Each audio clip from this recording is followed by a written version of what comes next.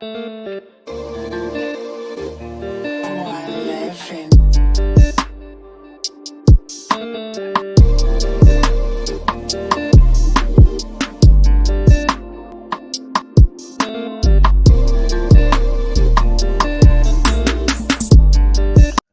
to SOULutions, where men come out of the shadows to testify, giving tips in manhood, honor the codes of integrity, and give out real solutions for soul survival. Today, we have on the show a guru on relationship building, a reader of energy, a man who cares, supports, and builds the best versions of you. He's an author, a life coach, a fellow podcaster, a father. Ladies and gentlemen, the voice, the speakers with the formula for life success. He has all the formulas, ladies and gentlemen. Mr. John Hulen. Oh my goodness. Wow. I hope I can live up to that introduction. Thank you. Absolutely, man. You already did live up to the introduction. That's why we had it to write down. You already did the work that required for that. All right. So Yes. Easy. How you doing today, man? Oh man, I am fantastic. So glad to be here, ready to help serve your tribe. Hey, absolutely. Our tribe, the men tribe, right? Our tribe. You're gonna drop these gems today and hope we can help some people with our experiences today. That's right. That's right. That is definitely the goal. All right, here you go. You ready to answer these questions? I'm ready. Fire away. What person did you meet or see that gave you the drive towards the man you are today? Who or what defined you? Wow. Does it have to be limited to one? No, you can, because it's not. I can tell you that for sure. Let's talk about it. Who you feel defined you? What person or place, place, a thing? It could be more than one. Let's get into it. All right. Well, it's multi-layered. So, and there's definitely some overlap with situations and people and that sort of thing. Right. But let me start with this. Probably the biggest event that has helped determine who I am today is something that started out bad. And I'll be honest with you, it came from a place of pain. It was my divorce. My divorce was finalized April 1st, 2010.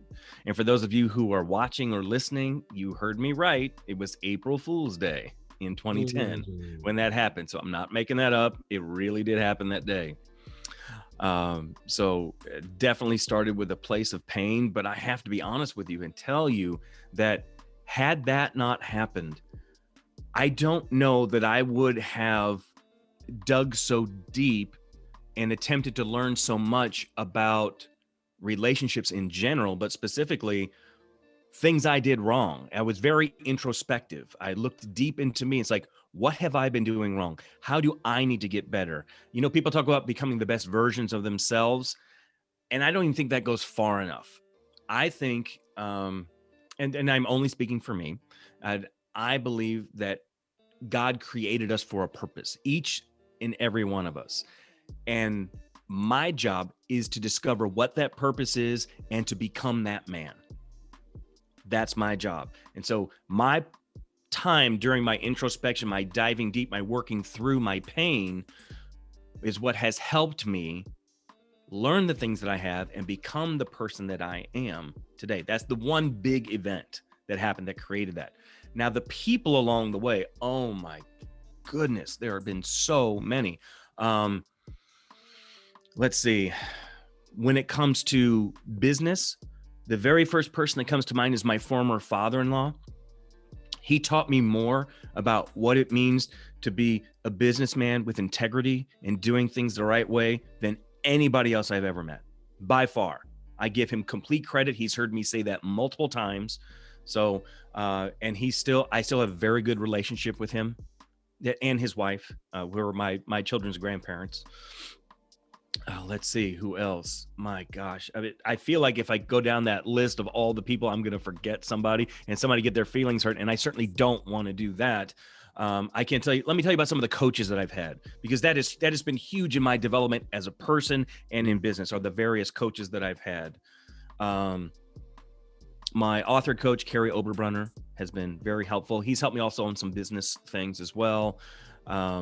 Nick Cavuto is a coach that I have right now, who is an amazing guy. He takes business and he helps me understand how to simplify and how to have the broadest it sounds weird to say this, but a broad yet targeted reach. Mm. It's just, and it's about being real and open and honest. And it's all about business. For me, is about relationships. And some of the listeners may feel like I'm kind of jumping back and forth, and I'm not trying to do that. It's just, for me, as an entrepreneur for over 20 years and having started over 7 businesses myself from scratch, your businesses are your baby. So they feel like family to you. Mm. And so making sure that you're handling those the best way possible is important. And so the more you learn about relationships, the better you get at them, no matter what kind of relationships those happen to be. It could be with a spouse, it could be with a friend, it could be with your children, it could be with business partners, clients, potential clients, friends, whatever. I mean, it doesn't matter. So when you get better at relationships, you get better at life, period. So there are many more people I could mention.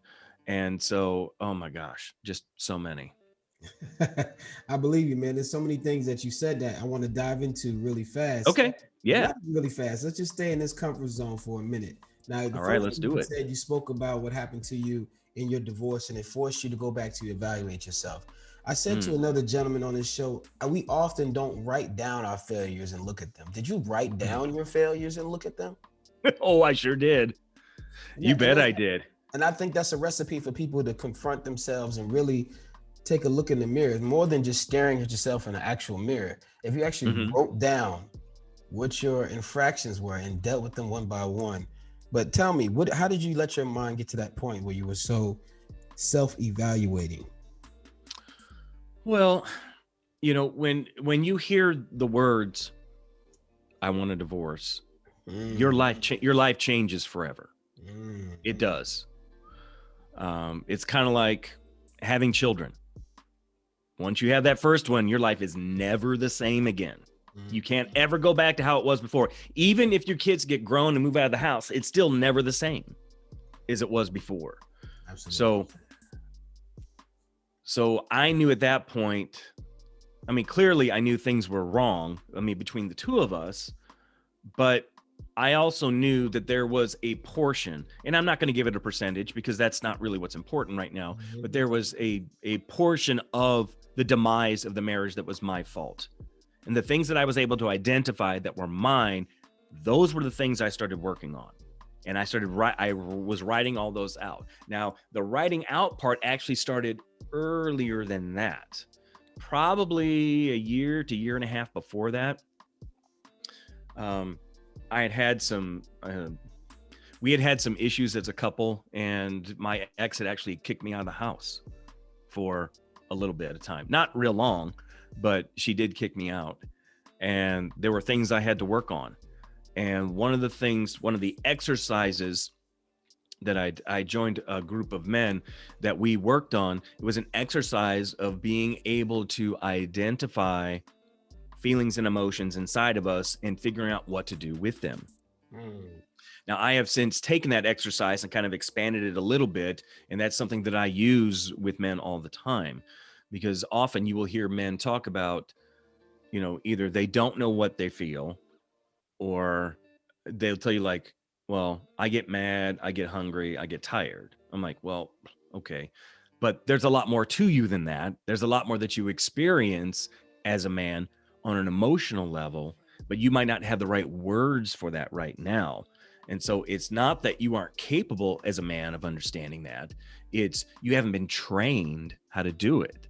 So I have an exercise that I take men through to teach them. Now, this is where the writing comes in, because it's a journaling exercise.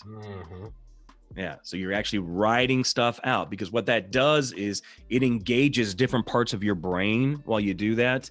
And, you know, there have been numerous studies done that will tell you that the best way to retain information, read it, hear it, and physically write it out, not type it out, actually physically write it out. Because I don't know if it was like this for you when you were younger in school. When I was in school, the way my brain works, when I would take notes from what the instructor or what the professor was saying and write it down, when it came back for test time, I never remembered what it looked like in the book. I remembered what my notes looked like on the page.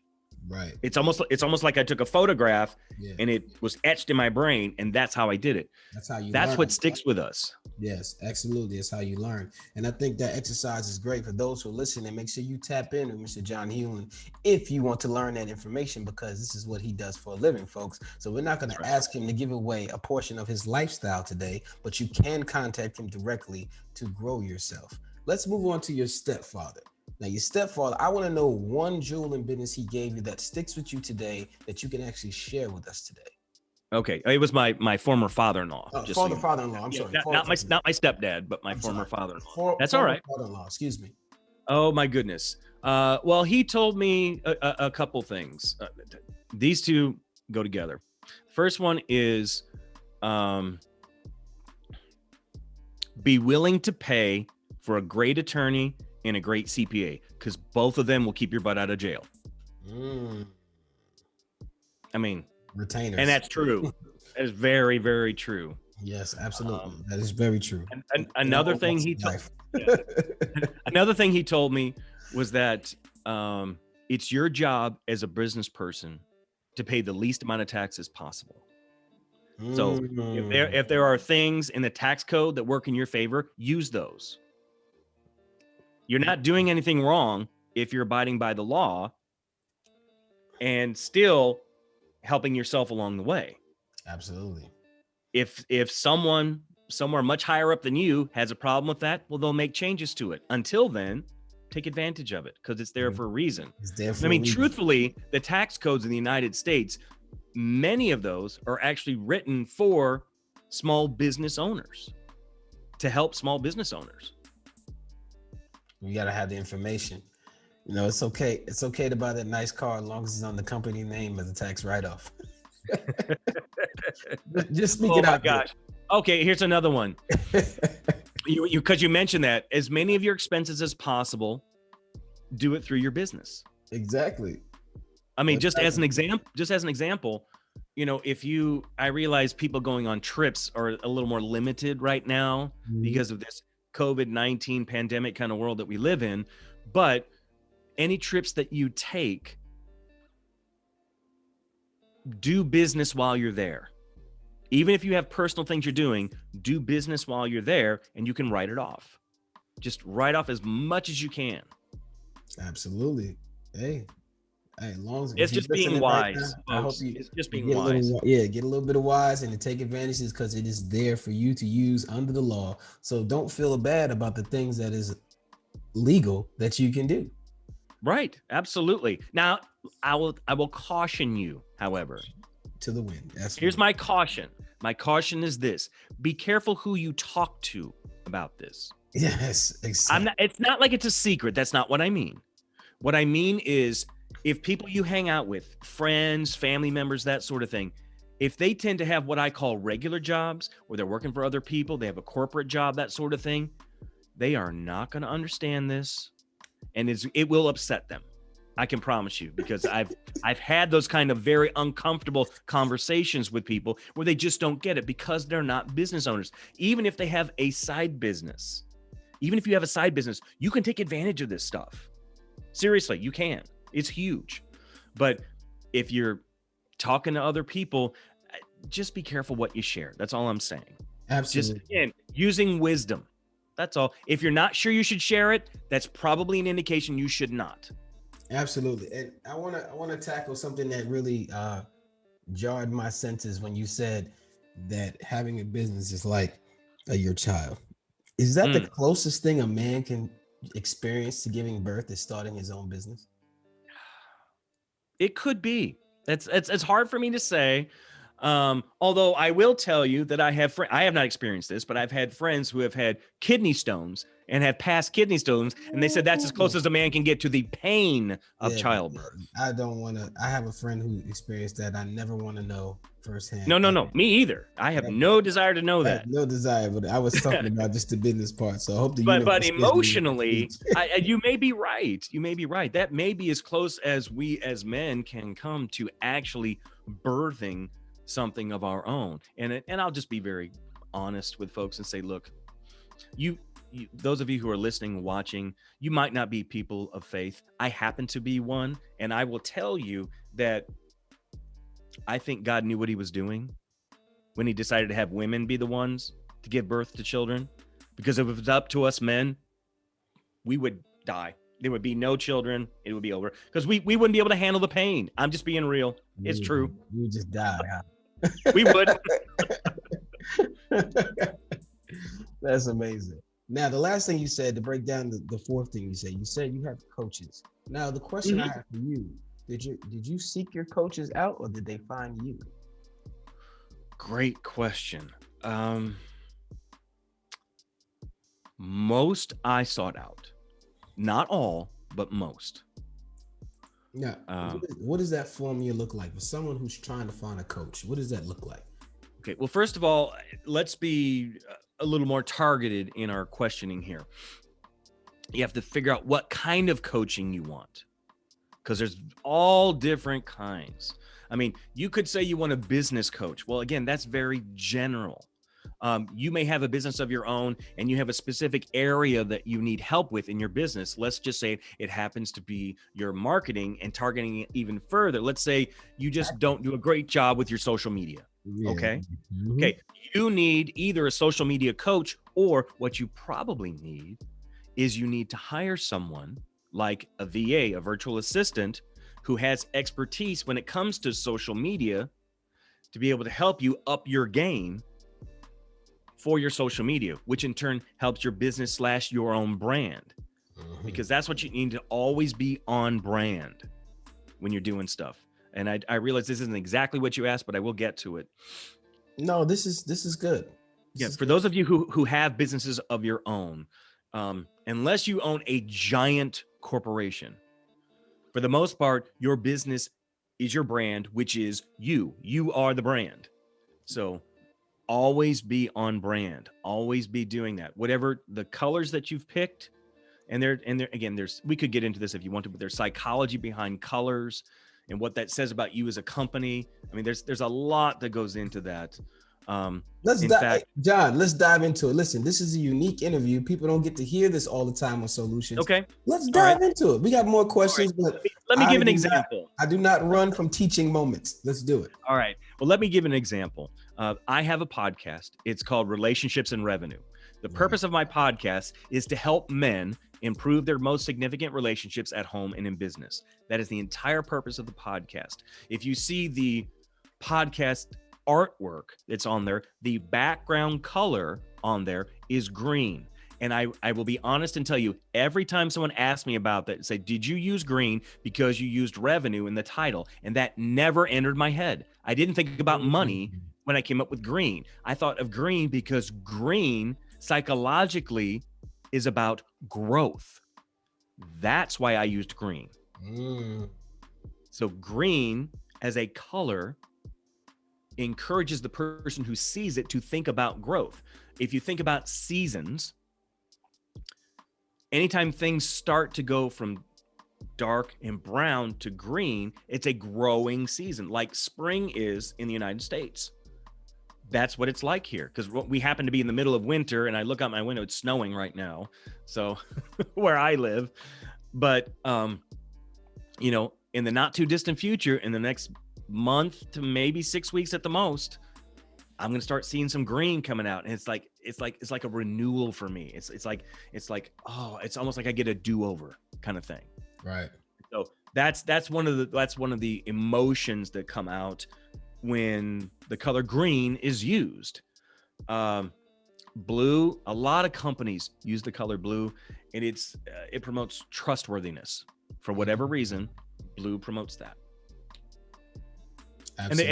And there's obviously there's more colors, and there's more I appreciate processes that go into them and that sort of thing. But so when it comes to establishing your business and you're thinking about your colors, or if you already have one and you think maybe we need to be rebranding right now, that's something you definitely need to think about. It's like, what are the colors we're using? What do they mean? What do we want to convey to people? What do we want our brand to say to people when they see it? That's huge. Right. Absolutely. Hey, thank you for the tips and information. I hope you are Sure. listening right now, ladies and gentlemen, and writing this stuff down.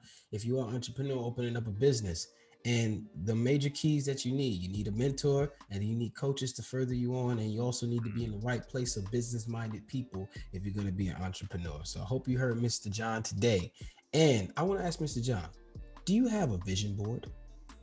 I do. It's not close by, but I do have one. You don't need to get it. Just let us know, what is an apex goal that you achieved that was on your vision board, and what is one you're currently chasing that's an apex goal. Okay. On my vision board for last year, it was starting a podcast, which I did.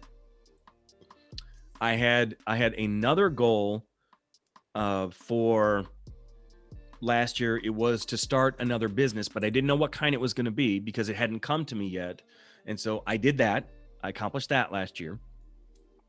This year, one of my big goals is to start my own mastermind. That has not happened yet, but I'm working on that. Explain. Okay. For those who don't know, a mastermind is a group of people who get together, typically 10 or less. Usually even numbers is best, and I say best. That's my opinion. And the reason I say that is because for the time between meetings, it allows two of the members to pair up for accountability purposes. So having an even number, I think, is helpful in doing it that way. But even if you don't, you can still work through that. But the whole purpose of doing a mastermind, and you can have for a variety of reasons, just like you have coaches for a variety of reasons. So the mastermind is to help you drill down, learn more, get deeper into something. So one of the ones that I am working on creating for this year is a mastermind for men. And it's to help men get better at their relationships. I have created something, and you alluded to it earlier. I've created something called the F6 formula. Mm-hmm. And the F6 formula are the 6 areas of a man's life that he tends to struggle in, especially after he gets married. Do you mind if I share what those 6 are? Listen, absolutely. If you feel comfortable letting doubt, let it roll. All right. Well, this is it. These 6 areas. So they happen to be wrong order: faith, fashion, fitness, food, friendship, and fun. For those of you who are writing, that's faith, fashion, fitness, food, friendship, and fun. Those 6 areas. And so those are areas that we need to work on. As kind of a background to how I even came up with that, because alliteration isn't necessarily the first thing that always comes to mind for me, but it does make it easier for people to remember. And so I was thinking about these various areas of life that men have a hard time with. Mm-hmm. And I started thinking, okay, what could I call them? Because most people use the term framework now. You all have probably heard that term a lot. Mm-hmm. I don't like using the same term that everybody else uses because everybody else is using it. It feels overused to me. So I needed to come up with something else. It also ended up fitting with my F motif. Since I was using F for everything else, formula worked well. I just didn't want to use framework. But the F6, there's a reason that I named it that, and not just because of those 6 areas. Where I live in the Kansas City area, which is the middle part of the United States, for those of you who are outside of the United States, I'm like smack dab in the middle. There's something that's called Tornado Alley, and where I live is like on the northern edge of that. And tornadoes, they're ranked like F1 through F5. The higher the number, the more destruction. When you get to F6, it's a completely different kind of tornado. It is not destructive, it is devastating. Totally different. So those other ones, if you've seen pictures of, or if you've ever experienced a tornado before, you know what kind of damage it can do. But an F6 doesn't really do damage. It removes things. Right. It takes houses and foundations, removes grass, uproots trees. It even flattens hills. So you can actually see a path that these tornadoes go through, and it leaves nothing behind, as if nothing ever existed there, ever. Just dirt. That's it. Wow, that's amazing. And that is what happens in many of our lives as men when we don't have control over those 6 areas of our lives. Our lives are a disaster area. We end up devastating ourselves and our families and others around us. Guys, I'm being as real with you as I can be. Yeah, this is amazing. This is good stuff. There's men out here that need to hear this. That's why I'm shutting up and letting it roll. So the reason that I'm doing this, and I want to tell you that I offer this F6 formula as a way to help, because I don't want any of you to end up like me, and that's divorce. Because most divorces, and I know mine was, 100% preventable, completely. And a lot of it has to do with these 6 areas, guys. It really does. Not exclusively. I'm not saying that, but I'm saying it covers most stuff. That's what I'm talking about. Most things. Absolutely. And so when we as men start to get a hold of these things, tackling them one at a time, I want to be clear about that. You can get overwhelmed very easily thinking, oh my gosh, I've got all this stuff I got to get better at. No, we're tackling one at a time. And as that one starts to get better, guess what? Then we add another one. Don't try and do all 6, because you'll do terrible at all of them and nothing will get better. Confidence. I believe every one you accomplish, it builds another confident level to continue on. This is working. I'm gonna go next. Absolutely. Absolutely. So as you start to get better at those, this thing that is utterly devastating to your life, you have an opportunity to reverse course, turn it 180, and have it be the areas of your life that are the best, that you are the shining example now to other men about how to do it better, because the whole purpose is to help them get better. Absolutely. And let me ask you something. Along that journey of Formula 6, what type of affirmations were you telling yourself? Excellent question. So as I was working on formulating, that was funny. I was not even trying to play on those words, but coming up with the F6 formula. When I was coming up with that, things I was saying to myself was something as simple as, you are enough. Everything you need is a part of you now. That is something. But now there's something else that I said was key, and this is so huge. Don't forget to include others on your journey, because you need them as much as they need you. Because that's real easy for us to do, guys. It's really easy for us when things are challenging to go into isolation. It is so easy to do that. And I am guilty of that. I still do that from time to time. I do.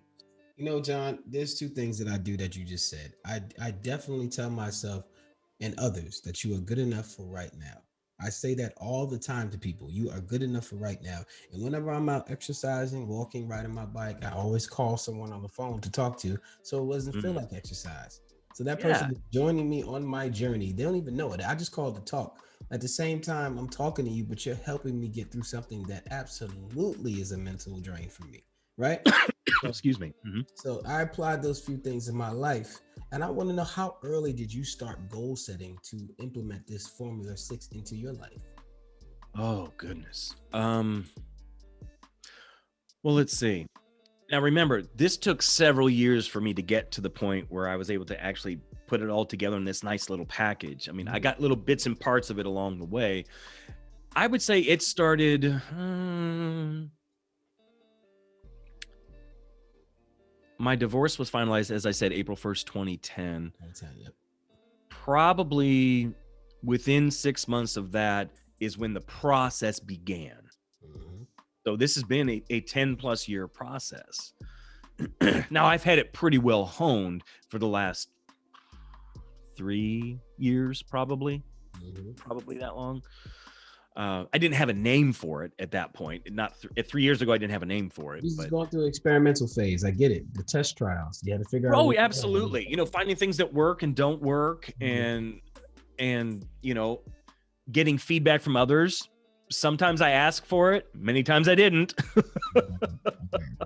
And so sometimes when you don't ask for it, you can get all kinds of feedback. Right. And so, and let me encourage your listeners with this. If you want to grow as a person, you have to solicit feedback from other people. You have to. That's how you get better, because you can't do it just yourself, because there's not enough wisdom within you to know how to make you better in all facets of your life. You've got to be able to take little bits from other people and have them. You got to be real and raw. You got to open yourself up and say, okay, I'm giving you permission to speak into my life. Absolutely. If you see an area that is messed up, I'm giving it to you. I'm giving you permission to call me out on it. Now, you got to be careful, because when you do that, depending upon who you ask, Yeah, I'm about to say that. sometimes you may get laid flat from that. And also, I think you want to find the expert in the category that you're asking, right? You just don't want to ask anyone. Like if you're trying I agree. yeah, if you just want to find out about how bad you're eating with food, you don't want to ask another guy who eats just as bad as you. You want to go to somebody who's actually, you see them making these changes, and you might not understand them, but you're there for all the input they can give, because this is what they specialize in. So find a specialization person. I'm happy that you started the goal set around 6 months, but within that time frame from 2010 to now, what did you sacrifice to become the man you are today? Oh gosh. Wow. Well, first of all, there were some relationships I had to give up with people who were not, it sounds selfish to say it this way, and I don't mean it in a selfish way, but they weren't serving my best interest. That's not selfish, John. The relationship that I had with these particular individuals mostly was one-sided, where it was me giving to the relationship, but it was not reciprocal. Right. Not exclusively, but there were some that were like that, and I had to eliminate those because it was a time drain for me, if nothing else. It's like, look, if this isn't mutually beneficial, then I need to at least put this to the side and say, look, I'm not cutting off all contact, but it's like, you're not getting, regular attention from me. You're just not going to. And there are others who were downright just a drain, just a suck. They just sucked the life right out of me. Mm-hmm. And trust me, when I use those words, sucking the life right out of me, I guarantee you some of the listeners right now, it's like someone already came to mind. There's that person in my life. You need to get that person out of your life. Wow. Now, I'm cautious saying that. No, you messed me up, because I think somebody did cut in my head when you said that. Mm-hmm. Well, there are. Shout out to you. What's hard is when that's a family member. Mm-hmm. I'm getting real now. People, it's like, now it's hurting. Oh no, I get like, it. It could be a family member. It could be a spouse, which is even closer. And you're like, oh my gosh. Now that's a different discussion. I am not telling you to get rid of that spouse. So do not hear me say that. I am not saying that. I'm saying you can work through that. And that is a completely separate discussion. Let me stop you right there real quick. I want to tell all the people who are encouraged. There is a book that I love to read called Do the Work by Stephen Pressfield. It talks about resistance, and it can come from any form, from family members, spouse, and everything. So I promote this book because it teaches you how to continue on your purpose and journey, even though resistance may come and people might not be all that bad. They just don't realize they're operating out of resistance towards you at the moment. So you can teach people how to stay in your life and better you. Please continue, John. I just want to Love that. That's great. And I am all about resources, giving people resources, things, tools to help them, because every resource, folks, is a tool in your toolbox. It's you make it available to use, and if you don't use it, that's okay, because the great thing about tools is you can also share those tools with other people who need it more than you do at that time. I do that often. There you go, sir. There you go. Absolutely, 1000%. I agree with you. Now, let me ask you this question. You've been through the rough times, you wrote it down, you developed yourself, you have a vision, you're accomplishing goals, you're using affirmations, you had to get rid of some friends that were not in your tunnel vision. But before all of that came to be, there was that 6-month period. that low moment that you had to redevelop yourself and rebrand yourself. Talk to me about that moment of being low when you didn't recognize yourself. But I don't want to just talk about it. I would like to know how you got up. What made you decide to want to make yourself better? And this is the how-to part. This is for the people who may be struggling with getting up. And what did you do? What is one of the things you grabbed out of your toolbox and said, hey, or who helped you, or how did it happen? How did you get back up? There were a few things that went into that. As I mentioned earlier, I am a person of faith, so that definitely played a part in that coming out part, because I knew there was more for me than being identified as a divorced guy. For those of you who are able to see this conversation right now, if you look over here, there's these three people right here. These are my kids. I knew that I didn't have a lot of time to wallow because I still had to parent them. I was co-parenting at that point, but I still had to parent those kids. I mean, my divorce wrapped up at like 11 o'clock in the morning, and I had to go pick up my kids at 3. So I didn't have a lot of downtime. So it's not like I was pretending when I was around the kids. It was, I had to put that portion of my life on hold when I had my kids that day. And within those 6 months, you know, the days that I had them, had to do the same thing. And then when they weren't with me is when I began the process of trying to figure out how to work through those things. I had a couple of friends who were very close to me at that time, who were kind enough to just walk alongside me. Didn't really offer a lot of advice necessarily. They just kind of let me be. They let you walk, though. And let me do the hard work of healing. And anybody who tells you that healing isn't hard work has never gone through it, ever. Healing is hard work, because there are basically 2 kinds of pain you're going to experience in your life. There is chronic pain and there is acute pain. Chronic pain, it's kind of a numbing pain. You feel it all the time. You don't ever not feel it. So it's constantly there. You can do things occasionally to help mitigate it a little bit, but eventually it goes back up to the level it was at. Sometimes it goes a little higher, but usually it's not very high. Acute pain is very different, because chronic pain, you don't really have to think about or do anything about it because it's there. Acute pain, you have taken action to get to it. Acute pain is much more intense, but it's for a short amount of time. And that's when healing begins, is when you make the choice to go from chronic pain to acute pain. You're going to say, I am tired of this cancer in my life, and so I'm going to do what it takes. I'm going to take this scalpel right here, and I am going to cut in my arm, get that cancer out all the way down as far as it goes. I'm not covering it up. I'm not putting a salve on it. I'm not doing any of that stuff. I'm getting to the heart of the matter, what's actually wrong. And trust me, when you go through acute pain by choice, it's terrible. It hurts so bad. You will cry and cry and cry until you can't cry anymore. And then you'll cry a little more. But once you start to come on the other side of the acute pain, not that the healing process after you cut that out doesn't hurt, because it does. It takes a while for that part to grow back and to be healthy again. But once you do that, you are so much better on the other side. And guess what? The chronic pain you were going through that you got used to, it's gone. And one day you wake up and it's like, I don't feel that pain that I used to feel anymore. Where did it go? You did the hard work. You made the choice, the difficult choice of saying, I'm getting rid of that from my life. I am tired of it being that way.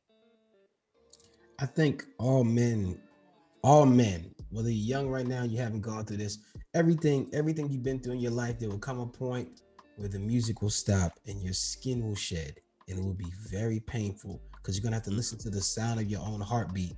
And now you have to pick which way you're going. Like you're going to be on autopilot for a long time because the ways of the world is going to teach you many traditions, many things that could be lies, could be true. And when you get to a certain point as a man, when you go through a hard time or you just come to that time of peace, but everything stops. Everything you learn, you have to listen to the sound of your own prayers and your own sound of your heartbeat to get up. That's a time where I think a man is shedding his skin and really getting into that purposeful journey where he starts to see exactly what type of person he is and what he's growing towards.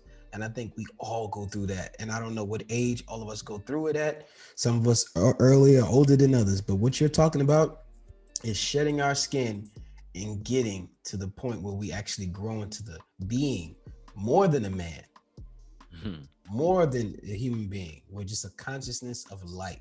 And that's an incredible thing. But on this road and on this journey of us trying to be these symbols of hope, us talking about manhood and trying to grow each other, let's have a little fun here. What have you procrastinated on and why? Oh gosh. Let's see. Well, for years, my health journey I procrastinated on for a long time. Long time. And then, you know, I started to. Do you love food, John? Are you a foodie? Now, see, I used to be kind of a foodie. I'm not so much that way anymore. And here's why. It's because when I started to take my health seriously and I really got on board with that, I didn't make all the changes I needed to make at once. Again, first of all, that's not sustainable. You won't do it. It was incremental for me. I did little bits at a time. And as I started to see the change happen within me, it made it easier to make the next change that I needed to. Snowball effect. Well, what happens in addition to that, folks, if you don't know this, as you start to improve your health from the food intake, I'm just that part. When that's your focus and you start to eat on a more healthy basis, on a regular basis, even if you start with one thing you eat a day that's good for you, that's still one more than you did yesterday. Remember that. But as I started to do that, my body started to change and to adapt. My body started to crave the good stuff and revolt against the bad stuff. Let me give you an example. One of my kids doesn't have celiac disease, but she is gluten intolerant, which means her body doesn't like it, but she's not technically allergic to it. So to try and encourage that, when the kids were with me, I didn't keep anything in the house that had gluten in it. Well, I started getting used to eating without gluten. I went to a friend's house who was having a party. It was a cookout, and they were serving burgers on the grill. Well, I was talking with people, and I was by the grill, and they just handed me a plate. I wasn't even looking at it. I wasn't paying any attention. They handed it to me, as I would have done for years and years and years prior to that. I picked it up, and I took a bite. As soon as I bit down in it, and I started to chew, and I swallowed, I realized there's a bun on here. And this is not like a gluten-free bun. My body was extremely angry with me at that point. So honestly, what I did to try and mitigate the pain, because I was in pain, believe it or not. So what I did was I grabbed, like 4 or 5 bottles of water, and I just chugged them right away. And that helped. That helped a lot. But what that made me realize is I have to be diligent about paying attention to the things that I put in my body, because when I don't, my body doesn't like it and lets me know pretty quick that was a bad choice. I can tell you one story about that for me. I went almost 3.5 years without eating any meat. Wow. Right. And then one day I was out, I think with my family, and they had chicken wings. I was like, I'm eating a piece of chicken. They were like, what? I bit into that chicken, and I immediately felt the energy leave my body. I just got tired. Only bit in one piece of chicken. I got so tired. And then I fell down a rabbit hole of eating meat all over again. And I've shaken it since then. But that was wow. That the meat took so much time to process that it took so much energy from me. And now when I eat right and don't eat meat now, I can barely go to sleep. I have so much energy. And it's people always ask, why are you always up? I say, listen, I gotta exercise. I gotta do a lot of things to make my body tired so I can go to sleep.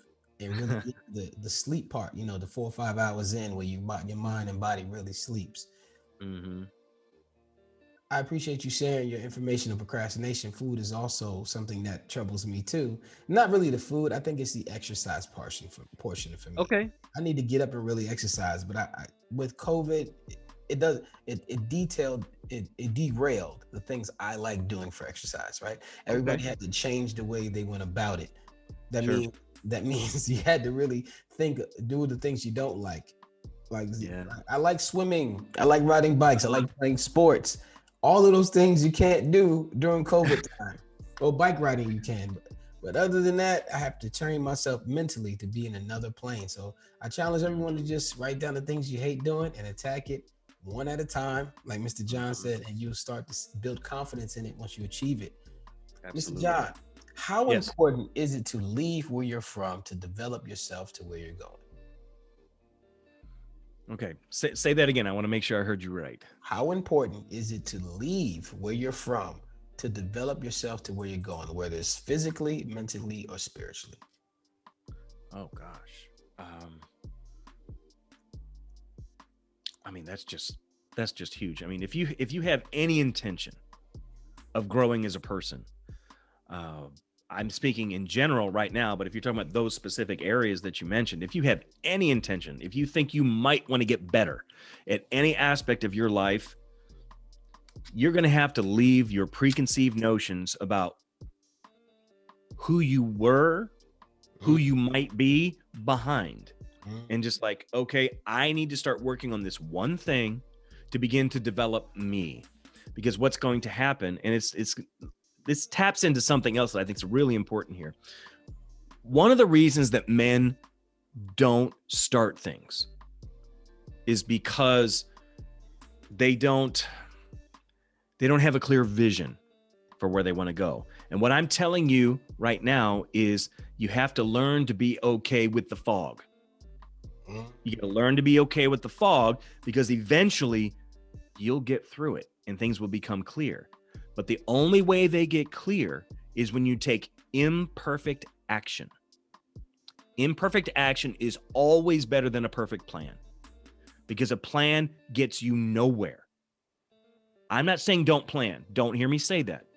Not at all. But if you don't act on a plan, it does you no good. No good. But an imperfect plan, an imperfect action, what that does for you, that helps to bring about clarity. Now, does that mean when you do one thing, you get ultimate clarity? Probably not. I'm not going to say you can't get that. It's not very likely, but it becomes, that fog gets a little less each action you take. Because here's the great thing about action. When you take it, one of two things happens for you. You get it right, or you learn. Did you notice I didn't say the word fail? I noticed. Because failing is learning. You learn how to not do something. Well, you have to choose to let it be a learning moment too. Choosing is very important. Not wallowing in your misery for too long. Absolutely. Now, I'm going to compare that to failure. Failing means you took a risk, you tried something new, and it didn't work. It's okay. Nothing wrong with that. Failure is not something you do. It's who you are. That means you willfully choose not to act. That is failure. I cannot help someone who chooses that. But all day long, every day, I can help anybody who is willing to fail, because that means they're teachable and they're willing to learn from their mistakes. I can work with that person. John is in here dropping gems, ladies and gentlemen. I hope you are listening to SOULutions right now or watching SOULutions right now. John is in here dropping gems.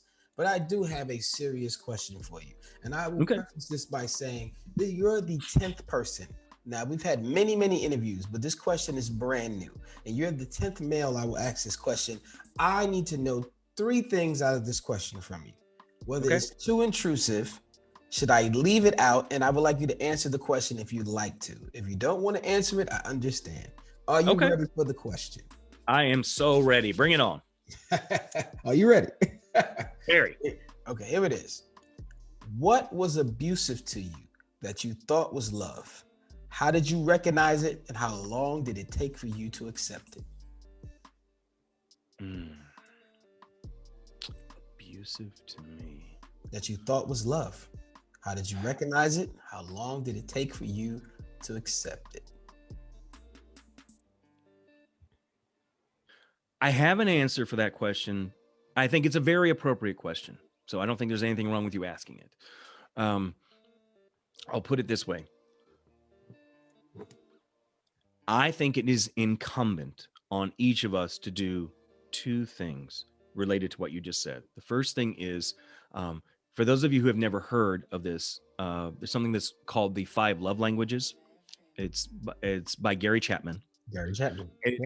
And excuse me, Dr. Gary Chapman. I want to give the man credit. I mean, when you earn a doctorate, you deserve to be called that. Okay, doctor. Yeah, I will call him doctor from now on as well. Excuse me. But the great thing about that book and the training that goes along with that is that, first of all, allows you as a person to discover your preference for receiving love. Now, what most of us do is we tend to give love to others how we like to receive it. If the other person is a match for us, that's great. Most of the time, they're not.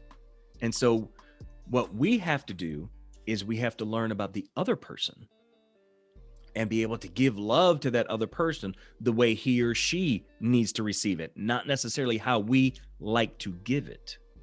So as an example, this gets into the question at hand.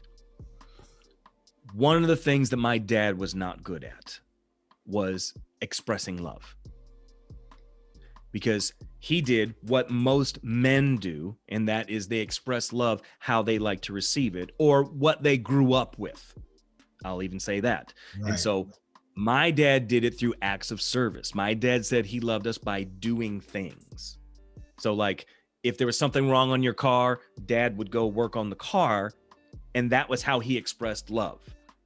He would also probably say that he expressed love because he went to work every day. Now, to me, neither one of those were what I needed from him. I needed to actually hear the words from him. Words of affirmation is huge for me. Yeah. Words of affirmations are huge for me. Words of affirmation and physical touch are together for me. Most of us have a primary and a secondary. I actually have 2 primary. Those are both primary for me. And so I'm not saying I needed hugs from him, but I did need the words from him that I never really got. And so I'm not saying this to everybody said, woe is you. I'm not at all. I am way over that. I've worked through all that stuff, but it was very challenging for me when I first got married to really understand what love was and to be able to express that in proper ways, especially to my then wife and later to my kids, because they need from me to know what their love languages are so that I can give them love in a way that makes sense to them. Now, for those of you who are thinking, okay, what if you're not talking about your family? What if you're talking about, say, people you work with? Okay, you don't have to call it love if you're talking about people you work with, although I would argue the case that anyone you have a relationship with, you have a certain type of love for that person. But I'll leave that alone for just a minute and move into this and just say the kind of relationship that you have with that person. There's a certain way that person needs to be able to relate to you, and you need to understand that person. You can think of it in terms of not love languages. Think of it in terms of personality profiles. If you look at it that way, if you guys know anything about like Myers-Briggs, DISC, Enneagram, any of those, when you know that information about that other person, how you convey what you need that person to know makes all the difference in the world to that person, i.e. makes them feel like they're being heard, understood, and to a certain degree, loved. Right. Because if you've got a person that you work with who absolutely needs 2 minutes of your time every day to connect with you, just to talk before you get into work stuff, if you drop that person an email with a to-do list and don't have those 2 minutes, you'll never get the best out of that person, ever. Right. But the person who longs for that to-do list, who thrives on a to-do list, that you want to spend a couple minutes chatting with them, it just drains the life out of them. You're not helping them by doing that. Mm-hmm. Give them the list they crave. They can get through the list. They feel accomplished, and then they're more likely to have that conversation after. So I hope I was able to answer that question. Absolutely. You answered the question. I think a lot of people need to take reverence and understand the relationships outside of love and intimacy, right? The relationships of characterization and building, and understand that sometimes you have to unlearn and relearn things, like things you've been taught and you bring it into your household thinking it's the same way. And it takes you years to unlearn and relearn something about yourself, especially when you bring two people together for a marriage. I often tell this story, and this is not on a large scale, but this is on a similar scale. Me and my wife got together, we're married now, we have our kitchen together. I cook, she cooks. Whenever I cooked in my family growing up, the person who cooked didn't have to wash dishes. Whenever her family cooked, in her family, the person who cooked washed dishes along the way so the kitchen could be clean after they finished cooking. So think about that communicative process where I did all the cooking, left the pots in the sink. Hey, you got to wash the dishes because I finished cooking. She was like, no, why didn't you wash them along the way? But we didn't do that in my house. So we had to meet. That's just a small example of two people coming together, what they've been taught, and how to upgrade themselves, unlearn and relearn situations. Now, fast forward to this day, am I perfect? No, but I make an effort to cook and clean at the same time. And in the moments I just don't get to it, she comes behind me and washes the dishes for me because at that moment I just didn't have it in me to do all of it, right? Mm-hmm. So there's a thing there. But talk to me about fatherhood. Okay. And I don't want to talk about all the nice, beautiful pictures jumping in the sky. I want to talk about the moments where you love your kids, but I don't like you right now. And the fact is, I want to talk about the patience, right? But I also want to talk about you being a father of mixed children. That is a topic that we can discuss on this show, and your views and the point of the world as a man looking at the world for how do you think about when your kids walk out the door. But first, talk to me about the patience. Oh, good. Well, I can tell you this. It will be tested. There's no doubt about that. And you will have at least one kid that whatever your buttons are, that are your hot spots, where it feels like someone's digging into you, you're going to have at least one who does that on a regular basis. And that's going to be your one that's hard to like. Because you love your kids. You love your kids. And I have said, and the phrase you said, I have said that to each of my kids at different times. It's like, you know what? I will always love you, but I do not like you right now. Yeah, right. And I take this, and I think it's a gem. Hopefully the listeners will too. There are times, and this was when my kids were younger, that I put myself in timeout. And I told them why ahead of time. Like, I am so angry with you right now. I'm afraid of what I might do. So I'm putting myself in timeout. So I'm not going to look at you, and I'm not going to talk to you for at least 10 minutes because I need to calm down. Absolutely. I think all men need to take that step when it comes to everything, relationships, whether you're in the streets, whatever. You need to remove yourself from the situation before you do something that you regret. And if you understand yourself that much, I actually do that now. I'm a guy who does not like to get angry because it's very hard for me to calm down after I reach that boiling point, right? I mean, I really I don't want to go there. So what I do is I'm a master of seeing that the 0 degrees Celsius is coming, the boil is coming. So I look at it and say, you know what? I'm going to remove myself from this situation. And it doesn't make you a coward. It actually makes you smart for you. So that's a great gem that you just dropped. Now, rarely I discuss anything of the diaspora of being a father outside of the patience part.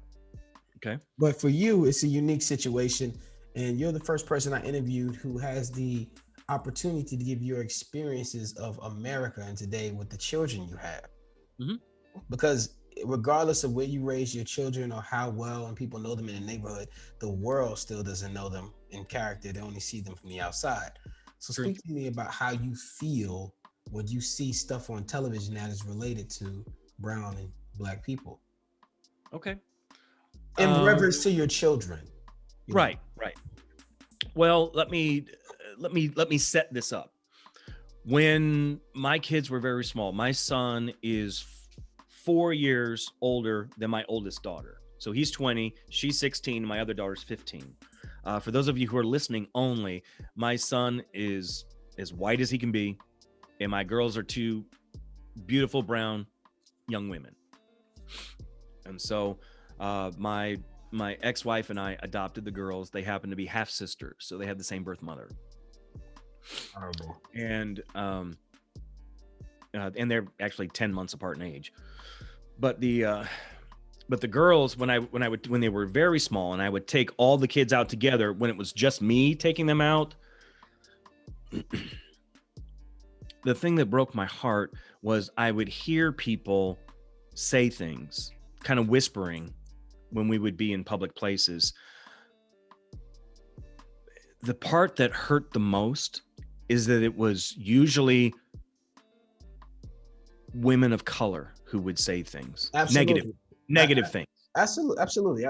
Yeah, they unfortunately they said things to me like, you know, assuming the woman I was with was African American. My ex-wife actually is white, but they assumed she was, and says, you know, why is he stealing the woman from our people, from our society, that sort of thing.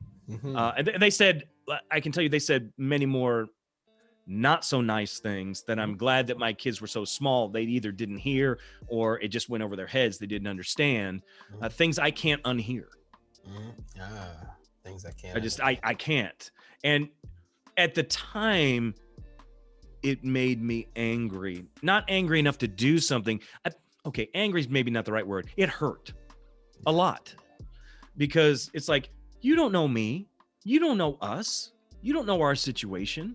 You don't know that if we hadn't adopted my girls, where they would have lived, very likely by the time they were their age, they'd be dead. That is the honest to goodness truth. Listen, I understand. I understand wholeheartedly. And so, to go a little further into what you're saying, you know, over the years, you know, we've had to have discussions with the girls. I have had discussions with the girls and with my son to a certain extent about what it means to be a person of color, you know, and every time we have a discussion related to that, I always preface it by saying to the girls,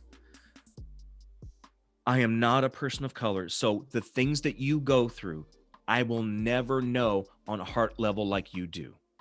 It's like, you need to understand that I don't know that. I'm not going to know that. That doesn't mean that I can't understand some of it, that I can't relate to some of it, because some of it I can.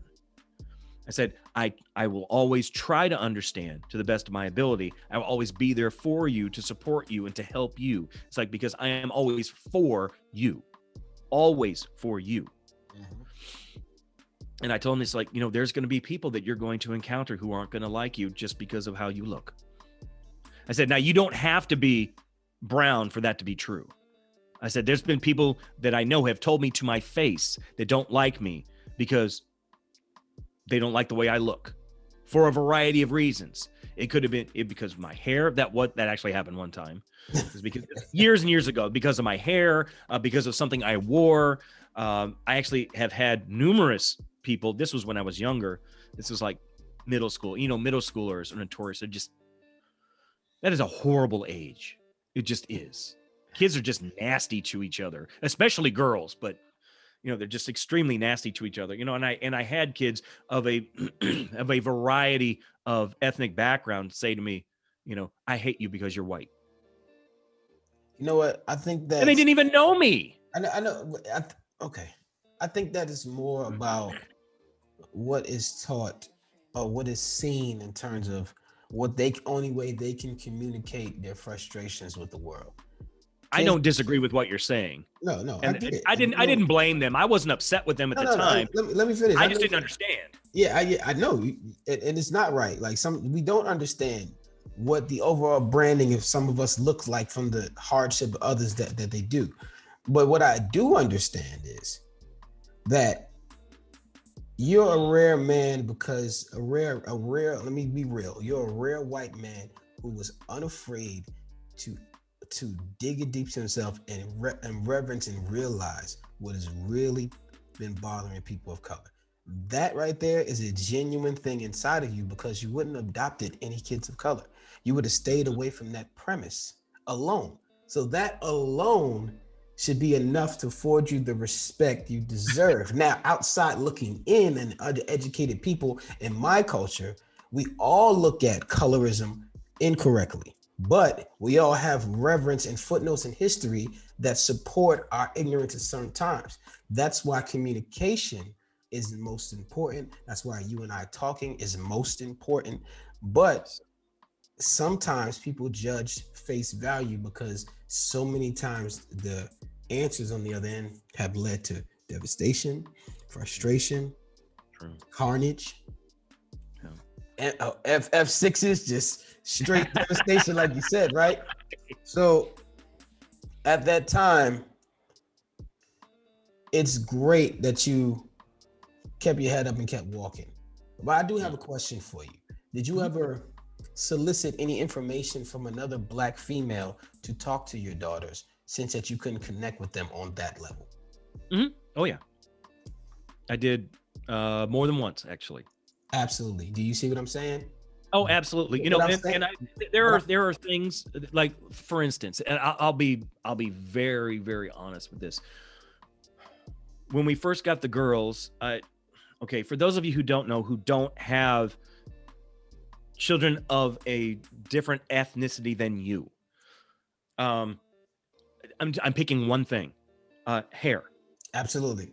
My girls' hair is very different than mine. The needs of their hair is different than mine. Constantly needing moisturizing, that sort of thing. Again, things I learn. And so, you know, what to do for their hair, how to help it grow and be healthy, and that sort of thing. And that those kinds of things, I have always reached out to other people for help. It's like, look, I don't pretend to know everything. It's like, help me do a better job with them. What do I need? Please show me. You know, like I'm finding, you know, proper head wraps for the girls to wear at bedtime. And you know, things like that. You know what's so interesting about what you're saying? I couldn't even imagine the pressures that was on your ex-wife about that, because not only has to be inquisitive to other women, they're still going to judge her, and they're going to say, they're going to give it that look. They're going to give it that look like, what you trying to do over here? What you doing here? Trying to steal from us? Steal from our culture? It's a lot of stuff that good people go through to show support to the other side. So there is a reckoning on both sides, ladies and gentlemen, is what I'm talking about. And like, we don't really focus on women a lot on this show because we're all about men development. But I will say this to the men listening who deal with mixed families of interracial couples: check on your wife, because there are a lot of things a lot of women hold to heart that they feel that rites of passage to bring on to a daughter, that if they have no idea, they had their whole life to think about how they can pass it down, but then culturally they have to relearn everything, and actually have to go to the culture to find out that it's not very accepting because of colorism, racial lines, whatever it is, the branding of the world. That is a tough mental job. So yeah, agreed. It is. God bless you and your family. Honestly, my ex-wife has always done really, really well with that stuff. I give her total props for that. I mean, seriously, she's been a lot of pressure. It's an amazing amount of pressure. I mean, the first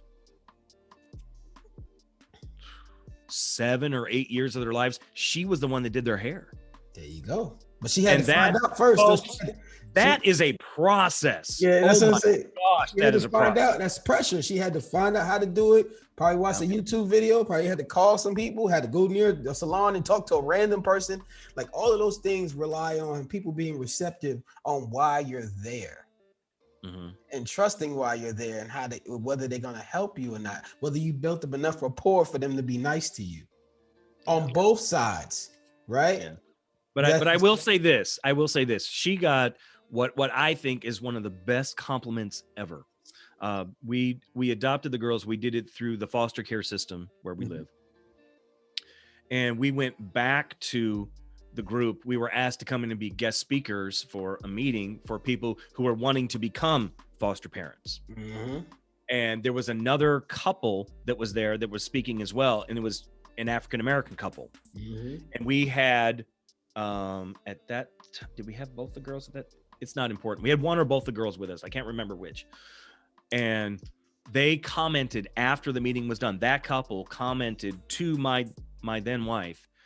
It's like, you are doing a great job with those girls. And of course, you know, we say thank you, but they went on to explain why. I mean, because we had no idea what they meant. And they say, we can't begin to tell you the number of white people who bring in children of color, even if they're mixed, who don't have any idea what they're doing with their hair, and they look unkempt. They don't look well taken care of. It's like, your girls are very well taken care of. You're doing a great job. I mean, that was huge for her. That was so big. I mean, I said that to her all the time, but it meant a lot more coming from them because they know more about that than I do. Yeah, absolutely. That's a whole nother conversation, how men compliment their wives and they go thank you and somebody else. Right. We're not gonna get into that. Let's continue on, but I thank you for sharing and being so personable with that information. You helped somebody today and you grew a lot of people in that connection that they need to understand the story before they read the book, right? There you go. Yes. Right. And I know that may sound crazy, ladies and gentlemen, but that is really what it is. Should there be a basic training program amongst men, a level of education given out in our communities? And what I mean by that is outside of the church, outside of the school, outside of the Boys and Girls Club, we're in our neighborhoods and we have specialties in certain things.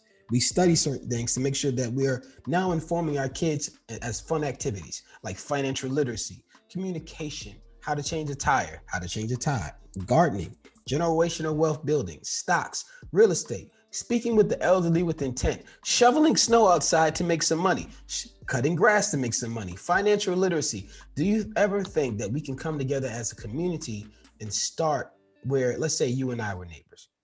You talk to our young boys about just different things in manhood. Were they listening? Do they want to hop around and play? Yes, but we're now planting seeds.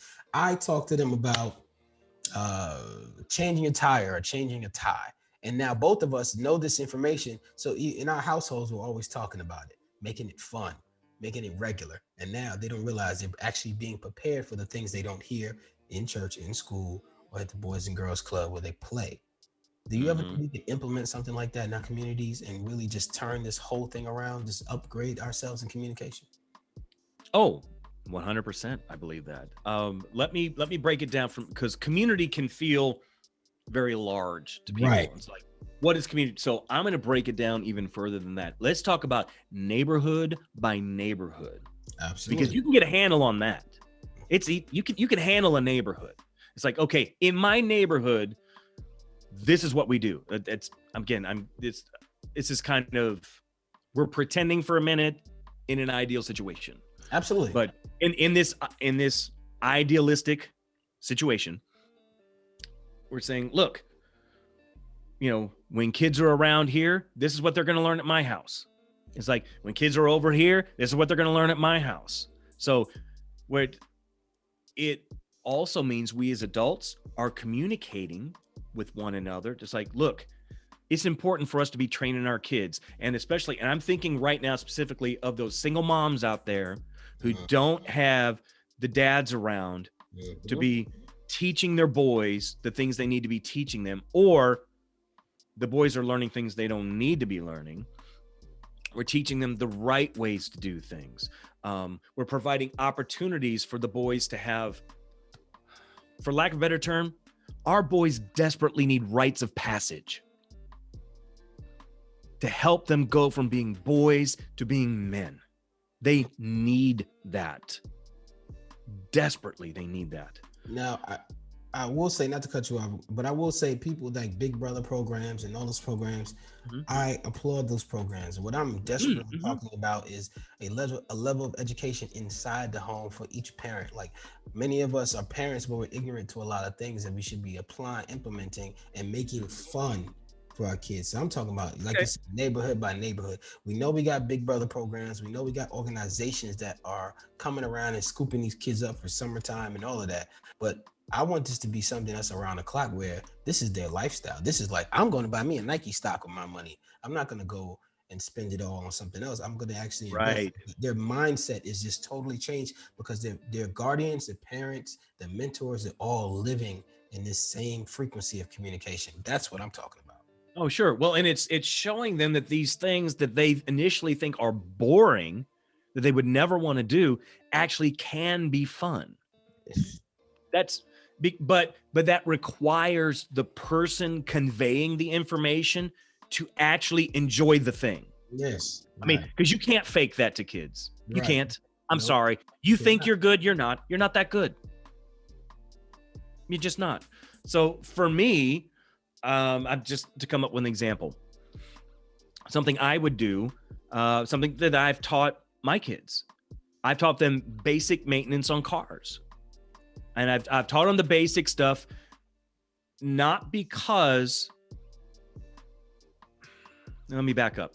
The reason I taught my kids to do that is like, you need to know for yourself so that if you hire someone else to do something for you, you know that they did it right. Let me give you an example. Just changing the oil on the car. Okay. So I taught my son how to do that. Every car he's had, I've shown him how to do it on his car because every car is a little bit different. And so I said, look, it's important for you to know how to do this. I said, for the most part, yes, it does save you some money. And right now, obviously, he's 20 years old in college. He cares about saving money. I get that. At some point in the future, in the not too distant future, he's going to be more concerned about time than he is about money. Absolutely. So he's going to be willing to pay somebody else to do it. I said, now look, the reason I want you to do that I want you to know how, is because before you leave someplace where they've changed your oil, you need to do a couple things. You need to look underneath and make sure that drain plug is not dripping. You need to make sure that oil filter is not dripping. You need to make sure the oil cap is back on, and you need to check and see if there's new oil in it. I am not kidding you. There are places who will say they changed their oil, and one of two things happens. One, they drain it and forget to put it in. Yes, that has happened. And two, they say they drain it, but they don't. Right. And another addition I want to add to that is, if he's in college and he knows how to change oil, he can change the oil for so many other students on campus and make some side money. So now he has a tool and skill trade. That's what I'm saying. So even if everybody knew how to change oil, time in college, hey man, can you change the oil for me in fifth period? I got a little money for you. Okay, cool. I'm going to this class. You change my oil. How about you change my oil for me? And now we just cutting this out. And now there's no money being exchanged, but you're still getting more time, which is priceless. So that's what I'm talking about. Just us having this level of communication where everybody knows how to do a basic majority of things that require us to function and give us more time. Oh, absolutely. I mean, you were mentioning about the purchasing of things, like purchasing stock versus like purchasing like candy or something. Yeah. And just saying, look, I mean, you can buy the candy. There's nothing wrong with you buying the candy, but the problem is once you eat the candy, it's gone. You have nothing to show for it except a wrapper. Right. And that doesn't do you any good. But if you choose to invest your money, you can take this little bit of money and you can make it grow. And guess what? At some point, you could take that money out and buy this other thing. You could buy a car with it. Or if that's too big, you could buy a bicycle or to be transparent, the way we're able to buy stocks now, apps, you can put your money in, wait 2 weeks to see what happens, take a portion out, go buy the candy and still have money in the stock. Thank you. Yes, that's right. Exactly. Like just wait. If you learn how to wait, so this way you're not spending your own money, you're spending house money. Like, so to Right. speak. That's right. Be Right. smart about how you're doing it. Listen, be Absolutely. Yeah. smart about our financial literacy. I want to poll you. Okay. Now, I love asking men this question. It's fun for me. I want to see the answer you give. And it's the top 3 things that you want in a woman, right? Top 3 things. And I want to see if you say one word that's in my head. And after this question, I'm going to ask you one of my favorite questions that I have fun with. But this question right here is the top 3 things you want in a woman. If you need 5, go ahead. Some guys said they need 5, but I want to see if it's the one word that I'm thinking about, maybe that most guys don't say. Okay. Let's see. Well, I realize probably my top answer is not going to be the same as somebody else's. Well, it's subjective. It's what you need. So there's no wrong it's what's answer. important to me. Yeah. I mentioned before that I'm a person of faith, so she has to be a Jesus follower. That's important to me. Intelligence is huge for me. Okay, that's great. Let's see. Okay, I mean, there has to be some sort of physical appeal there. I mean, because honestly, that's the bait. The hook is who she is as a person. Now you're talking. I mean, because ultimately that's what keeps you, is who the person is. Yeah. You know, is she a person of integrity and stands by the things that she says and does? I mean, those are very important to me. A person who loves other people and could potentially be, I realize my kids are a little older, but could potentially be a good stepmother to my kids, even if that's more in a friendship role, again, because they're older. Yeah. Be able to be that. You know, it's someone who is not so concerned about herself all the time. Her life is revolving around other people, and she's concerned about helping and serving other people. That's important to me too. Absolutely. Well, I would say, sir, the word that everyone leaves out that you did not is intelligence. Oh, okay. Oh, nice. A lot of people think. Oh, dude, that's sexy. Oh my God, intelligence is sexy. My narrative for that conversation is that most people think it comes guaranteed. So when you say, no, it doesn't. No, when you say when I say intelligence to people, they go, "Oh man, yeah, I got to fit that in there." Because a lot of people say loyalty, a lot of people say God-fearing, a lot of people say a lot of things, but none of that means intelligence. Nope, it doesn't. And the thing about it is, you don't have to have intelligence in your top 3, but I just want to help you by listening to all these men in our conversations that you find the right tools that you need to sustain yourself subjectively.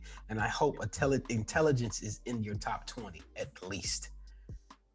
Well, you heard from me. It's definitely in my top 3. So. Absolutely. Now I want to ask you a question. I like asking all the guys because I love to see where this goes. I love to hear the story and how it goes, because mainly this question is about bringing awareness to things I think we don't speak about enough in the male community. Okay. Did you ever get a sex talk? Who or what gave you sex education? Oh gosh. The short answer to that question is yes, I did. Great. Well, hold on. It wasn't great. So I'm in the 7th grade of all times. First of all, I already knew what I needed to know up to that point, but it was before I was having my first official date. I'm using that term very loosely. Mm-hmm. So my dad sits me down and he says, you're going on your first date tonight. I want you to have fun, but don't get her pregnant. That is all he said. That is the only time we ever talked about that subject, ever. Yo, you got me going. Seriously, I'm not even making that up. John, listen, this is the problem I'm talking about in our community. Why do we not want to talk to our kids about sex? Like, now, I talk to mine, but yes. But I'm talking about the in-depth talk. I know you have daughters, but let's just stay with the sons right now, because daughters are that's a totally different. I understand. No, we did. Actually, our talk wasn't one talk that I had with my son. It was several talks over the course of years. Absolutely. Because I tried early on to go a little bit deeper, and he wasn't ready for it. And so I backed off, and as he became more ready for things, I started including other parts in there. Right. So eventually he got what would be considered a whole talk, but we didn't do it all at one time. And actually, it ended up being much better for him to do it that way. Well, a friend to the show, Mr. Cam West, he said his parents prepared him by teaching him how to respect women first. That is the first caveat in learning how to respect yourself, right? So it's not just the sex talk. And also, Dr. Patton said people need to look at sex as education, right? As science education. And maybe you can approach it in your mind that way, that you're teaching them science education. I'm just worried about not addressing these natural things that lead to a lot of people paying money to the government as far as child support, families being estranged, things happening because people are not ready for the happiness and joy that sex brings. It's like you get a taste of it and now all of a sudden you're like, oh, I gotta have more of it. But there's no responsibility. There's no determining factor of teaching that said, hey, this is great, but these things, you mindful of these things are very important. Like, because people are not going to really, I know the Bible has information and instructions, but sometimes people don't receive education that way. We have to really talk about these things and go deeper on why, what the spiritual world says and what the physical world says. Like, people make money off your mistakes sexually and diseases and all this other stuff and responsibilities. And then also spiritually, what you're doing to yourself, damaging yourself spiritually. If you believe in those things, we don't even have those discussions. We do more talking after than we do preventive. It's sort of like what people do with their. That's true. So I want to encourage men to talk. I just want to encourage men to sit down and have this conversation. And like you said, that's a good gem you drop. You can gradually have them, because if you come in too early, like another friend to the show said he sat down with his daughter to have a sex talk. I think she was about 12 or 13. And he said he had a banana and he had a condom. And he told her about a condom and a banana, and he told her about sex. And he said after all of that conversation he had, you know what she looked at him and said? Dad, I was going to take that banana to school, but I don't want to anymore. She wasn't all the way ready. She was just like, what? He wasn't ready. Yeah. But like you said, that one of the greatest gems is to go back and continue to have the conversation. Because many of my friends get the information from their peers, which they don't do anything. No, they don't. They think they do, but they don't. People talk about taking a little earwax and sticking your finger in there and all this other crazy stuff that you hear guys talk about. Or older men saying, did you jump off the porch yet? Did you stick your hot dog in that bun? Don't get her pregnant. You're going to be a man tonight. Like, all these things that people say that are not good. It's not good information. We need to start running from this particular topic. I'm sorry. And it has absolutely nothing to do with being a man. I can tell you that. Absolutely nothing to do with it. But you brought up a good point a moment ago. And that was something that started way before I ever brought up the subject of sex with my son, was how you treat a woman.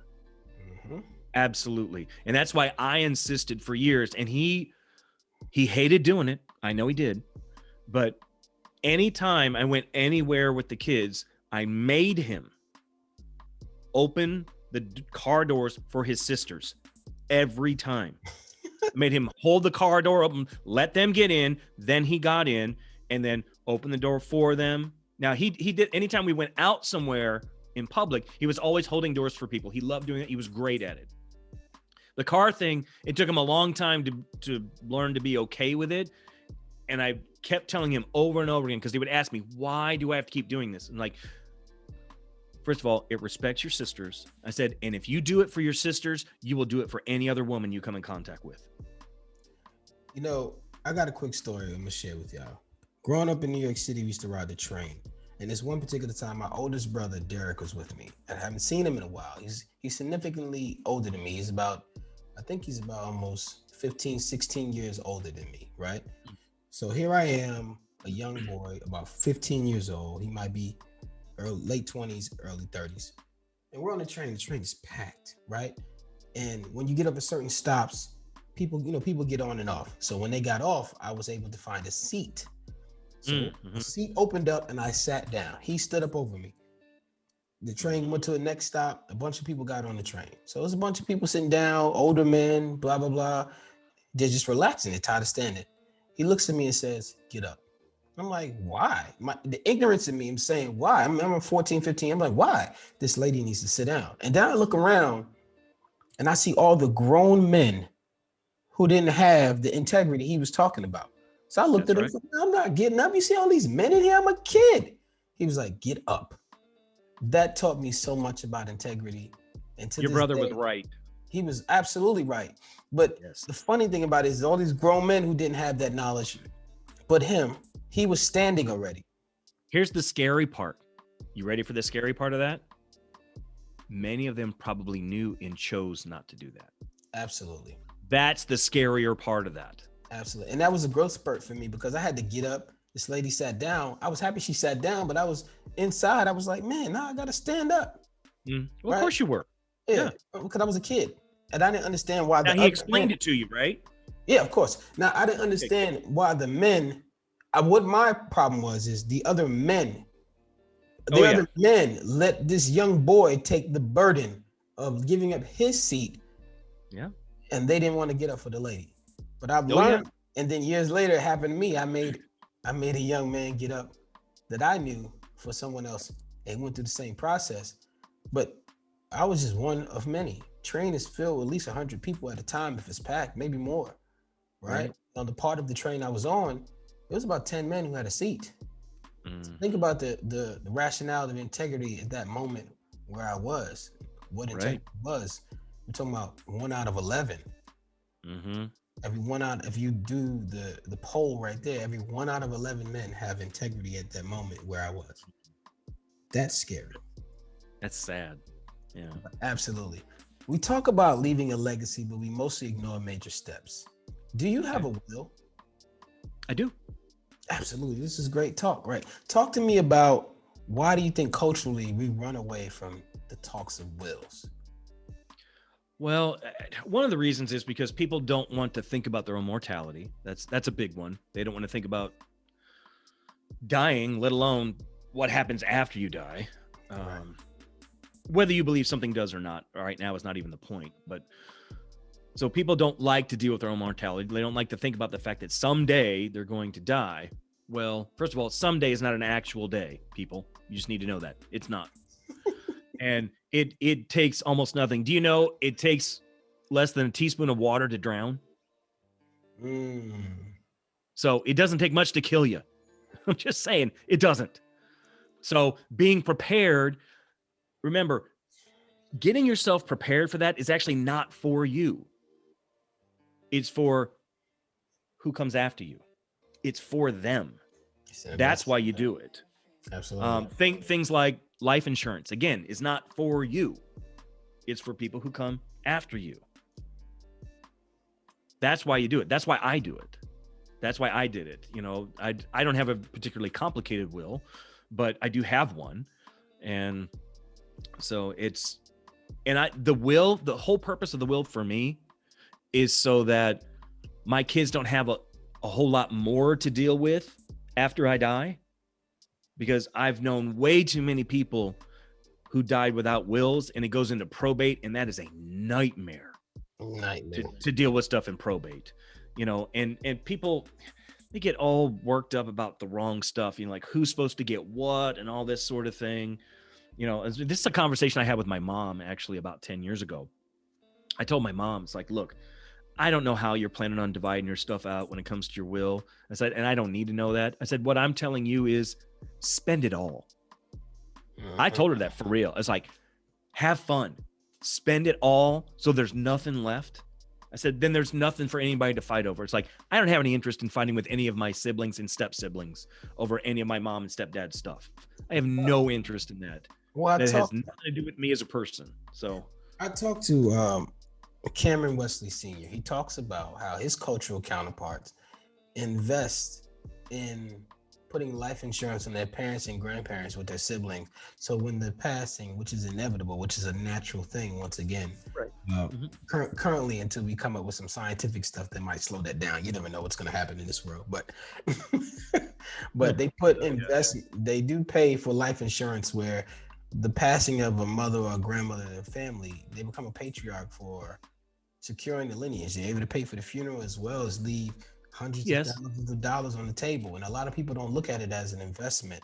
They look at it as putting money over your head. Like, oh, you're going to wait for me to die. But no, it's actually, I think if you sat down with your parents or your grandparents or people in general, and you said to them, hey, I'm going to take a life insurance policy out on you so we can invest and have this when you leave, I think they'll be receptive to it and really go for it.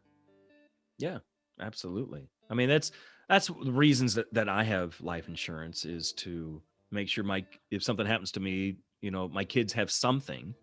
They're not going to get a lot, but they're going to get something. And any debts that I may have, including, funeral costs and that sort of thing, where it will pay for all that stuff. Absolutely.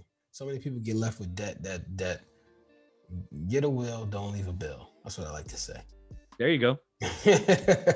As a husband, now this is another subjective question. We are winding down. We're coming to the end, but I love to ask people this question. And as a husband, I'm putting you back in your husband chair for a little while. Okay. Would you rather have a great woman or a great wife? Interesting. Not sure I really thought about it that way before. I'm going to say a great woman, and here's why. A great woman can learn to be a great wife. But a great wife, I'm not sure a great wife can be taught to be a great woman, because generally speaking, a female wrong answer. There's no a female is a woman long before she becomes a wife. Mm-hmm.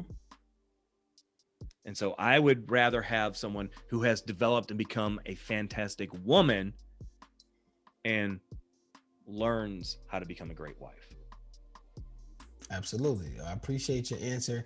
Like I said, the many men I've interviewed, they give both sides of the fence and they explain it. And it's all about what is subjectively of what you need. And I think that was a great answer, sir. Absolutely. Now, validation from your partner. It's like you win a championship when you meet the right woman. But Mr. John, I asked you this question. Do you defend the title? Now, I asked this question because you're the man of Formula 6. So Formula 6 is all about defending the title. Are you becoming the best versions of yourself every day to make sure she's the guy that elevates with you, that loves you? She looks at you and says, I can't believe this is with me. He's winning championships every season. Are you defending the title? I am. That's something I work on all the time. I'm never done with those 6 areas. Every single day, one of them crops up and I'm like, okay, this is what I need to be paying attention to right now. So yeah, it's constantly, it does not stop. I'm constantly, I'm morphing. I'm becoming who I was created to be. And I'm getting closer and closer to that all the time. Absolutely. And it's funny that you have Formula 6 because I came up with something called operating at 100%. And I'd love for you to hear it today. Great. Operating at 100%. I took 5 categories. I broke them down into 20% each. It is purpose, health, confidence, money, and knowledge. Again, that's purpose, health, confidence, money, and knowledge. Purpose meaning you're living your purpose, working hard toward being the person you need to be. Health is that you're working out, praying, meditating, and eating right. Confidence, you're doing it. Confidence, no fear, intimidation, or any insecurities. Money, you made a little money today, saved a little money, invested a little money, gave to a charity. And knowledge, you took in some new information that grew you. So I ask you, John, within the last 24 hours, out of purpose, health, confidence, money, and knowledge, how much of 100% have you been operating out of? Ooh, that's good. Let's see. I would say in the last 24 hours, based on all the things you just described, those 5 areas, I'm at a 90% rate. What are you missing, John? I didn't get my workout in yesterday. That's part of it. That was a big one for me, honestly. That's a big one. That's why. But I felt bad about it for part of the day yesterday. I slept on it. I'm over that now. And so in order to overcome that, yes, I already have it set on my calendar for later today to do my workout. Absolutely. So I'm gonna get my workout in later. And the thing I remind myself is any movement is better than no movement. So 5 minutes is better than 0 minutes. Right. So a friend to the show, Jermaine Scott, said, you can rest, but you cannot quit. Yes, I agree with that. Absolutely. Absolutely. I agree with that. Yes. Yes. There's so many men that operate on the same frequency. This show's about frequency. It's about where you are success-wise, where you're trying to be the best versions of yourself. And if you don't know how to do it, here are some men who are trying to climb that mountain right now, and we're learning from each other on how to get to the next level. Because after you get to the top, there's another mountain to climb. But you have to reassure yourself, and there's other people who've been to these mountains or on the way, or we all need help and assistance. I want to ask you one more thing before you go today. Okay. I love talking to you, and it's so many things that made me smile and laugh. I need to know who your favorite comedian of all time is. It seems like you like comedy. Gosh, I do. Oh my gosh, man, I like so many of them. It's really hard for me to narrow it down. Okay. How about this? How about I give you an old school comedian that I like and somebody who's newer that I like? Great. How about that? Okay, that way we cover potentially both sides of your audience, an older side and a younger side. So an older comedian that I really like. Give me 3 old and 3 new. How about that? This okay, way, I'll try. All right, so 3 older ones that I liked. It sounds bad to admit this to myself, but I'm going to admit it anyway. I liked Eddie Murphy's stand-up stuff. He was hilarious. Oh my gosh. Awesome. Delirious. And I realized many people are not going to appreciate what I'm about to say because of things that he did. But as a comedian, Bill Cosby was very funny. Bill Cosby's awesome. Period. He was very funny. Look, some men fall and do some crazy things. We all do. Yeah. And he is paying. What he did was wrong. There's no doubt about that. He's paying for his societal debt. My heart goes out to all the people in the victimizations, but there was also another side that we does not disclaim of how much uplifting he has done for all communities as well. So we're gonna give him. He has accountability on his bad side, but there's also accountability on his good side. You can't take either one away. So we're just gonna acknowledge them both. There's a guy you may not know, and some of the audience may not know him. He's actually passed away now. His name is Kevin Meaney. Loved his stand-up stuff. Wow. So good. I mean, if you look him up on YouTube, oh my gosh. He had an HBO special back in like the late 80s, early 90s. Hilarious. Yes. Yeah, MEANEY. Oh my gosh. It was so funny. Some newer ones that I like. One of my favorites, anytime she does stuff, I listen to her. Her name's Angela Johnson. Okay. Yeah, it's spelled with ANJ. ANJELAH. Angela Johnson is her name. She's actually Latina. She's from her family's from Mexico, but she hilarious. Oh my gosh, she's so funny. Let's see. Trying to think of some other newer comedians that I like. Shoot. What is his name? Jim Brewer. Jim Brewer is funny. Jim Brewer. Oh my gosh, Jim is very funny. I mean, I have to mention this bit because every time I see it, I laugh and it gets me excited every time. When he does the he's a big Metallica fan. Mm-hmm. Huge Metallica fan. So when he does that bit about metal bands doing nursery rhymes. Oh my gosh. He does like Metallica doing one, like AC/DC doing another one. When he does his impression of AC/DC, oh my gosh. That's good, huh? He is so good at it. It's really fun. I want to check out Jim Brewer. Jim Brewer is very fun. So those are two of the newer ones that I like. Yeah, I'm a fan of comedians too. I like pretty much all comics. People that come to my mind, of course, is the Eddie Murphys, the George Carlins, the Bernie Macs, the Robin Harrises. Those guys like that, and it's just so many, and Dave Chappelle, of course, but there's so many great comedians out there, and I appreciate that. I can tell in your character that you enjoy having a good laugh here and there. I do. Absolutely. Thank you, sir. You are now part of the Silhouette Boys Club. It is people like you who move in the shadows to help people like me shine. Now, before you go, we love to get referrals for the show. And just to let you know that we had an interview person who referred you before you interviewed, but I already told them that we already have John Hulen coming on the show. So now we need a referral from you, sir, that you think would come to answer these questions in manhood. Oh, that is is excellent. Let me think of who I could recommend for you to have on the show. You know, a friend of mine named Andre Young. Andre Young. Andre is amazing. He was a therapist for years, has since become an executive speaker and coach. He's written a couple different books. Actually, his newest book on leadership just came out in December. Absolutely. So get your book on leadership, ladies and gentlemen, from Andre Young. Yes. Now, before you go, Mr. John, is there anything you'd like to say to the people? Plug your podcast, plug anything you'd like people to follow you. If they want to know about Formula 6 or know about anything you're doing, please let us know. Sure. Okay. Again, the name of my podcast is Relationships and Revenue. So wherever you consume podcasts, I guarantee you my show is there. Hey. If you're looking to connect with me on social media, you can just find me at John Hulen. That's Hulen. That's what I am on everything. So if you look for me on Twitter, Facebook, Instagram, LinkedIn, Clubhouse, I am on Clubhouse as well. Hey. So you can reach out to me there.